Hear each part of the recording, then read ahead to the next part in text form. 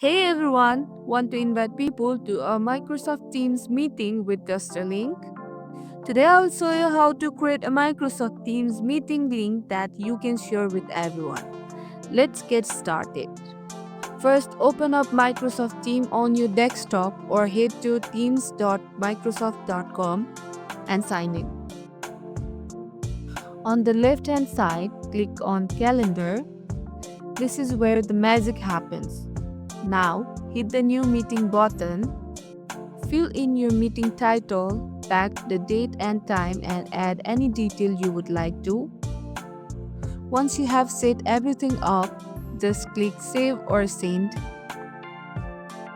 and the invitation preview will pop up.